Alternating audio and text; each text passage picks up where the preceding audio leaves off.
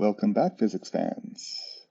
This is going to be the beginning of chapter 3.3, and it turns out the end because it's a very short chapter.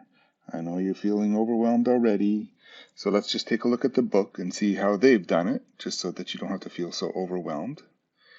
This is the beginning of chapter 3.3, and the whole lesson is right there, in that one paragraph right there. That's the whole lesson. And then there's a right angle example. And then as I scroll down,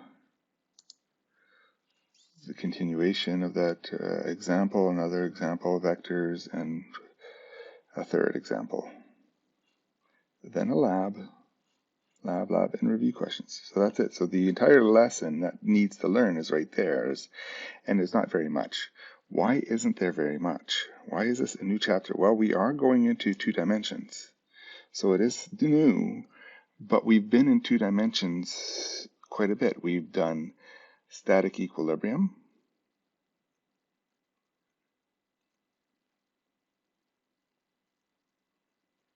Okay, and we had to have forces coming down to a knot or something like that, and a box hanging on there. We had to find the tension in all 3 of these cables, knowing an angle in here and the mass of this. So we had to do vectors in 2 dimensions there, and then we did projectiles.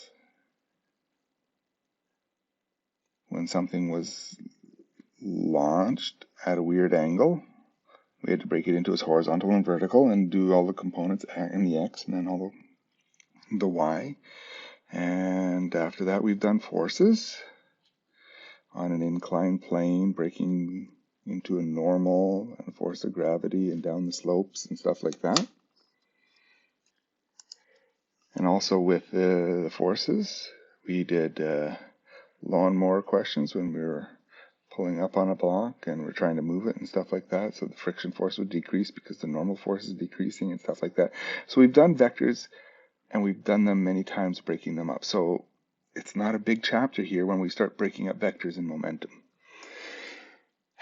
Okay, so it's just a little bit of already what we've known, just expanded into momentum. So what is momentum again? Just a quick review here.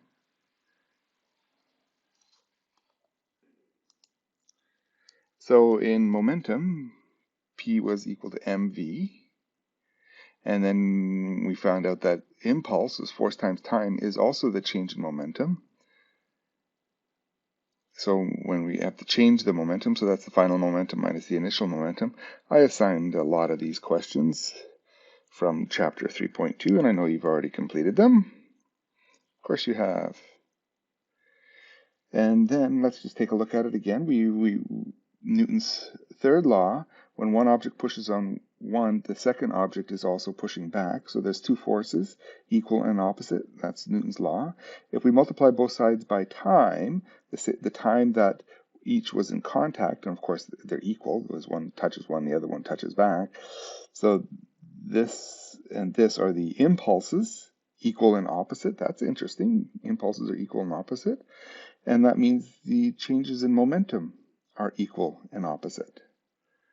Interesting enough, I've done a little bit of math wizardry there called grade 6 math. And now just going to expand it here. The change in momentum is final minus initial of number 1, minus the change in momentum of that one is the final minus the initial. So that was expanding it to get to that. Now we're going to push the negative through, so we get the negative and the plus 1. And then we're going to put all the initials onto one side. So there's initial 2 here. We'll move that over there. It becomes a positive there. We move this negative over there. It becomes a positive. And we end up with the change in momentum. No, we end up with conservation of momentum. We get the conservation of momentum. Momentum of 1 plus the momentum of 2 beforehand is equal to the momentum of 1 plus the momentum of 2 after. The total momentum before is equal to the total momentum after.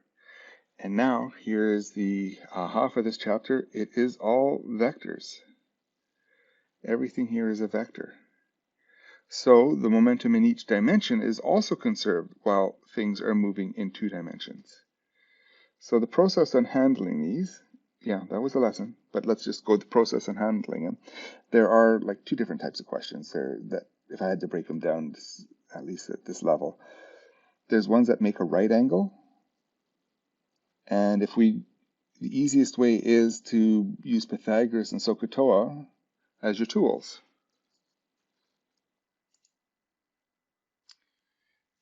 So the process is the Pythagoras one, and we've done that before.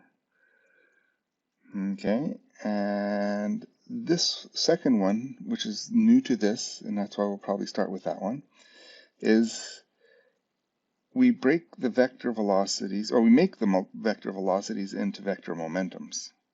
Now we break the momentums into x and y direction, and in the x we solve the momentum, m1v1 plus m2v2 equals m1v1 prime plus m2v2 prime, and then we do it again for the y. And then we combine the momentums that we got into the vectors, final momentums, and then we divide by mass to get the final vector velocity. So it is like 6 steps here. Each step is like a baby step, but it's a lot. And why is that a lot? Because this is what was chapter 3.2 was about. Just one line. So it does increase in time and steps. I wouldn't say in difficulty. The difficulty is just keeping organized and knowing what you're doing. We have to break it into its x and y's to conserve the momentum. And remember, we never add vector velocities together. We're always adding momentum velocities together because it's a conservation of momentum, not the conservation of velocity.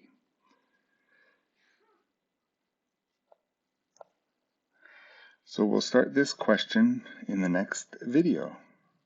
I'll just break it down so that it's not a 20-minute over demanding video, but we can break it up into parts. Okay, thank you.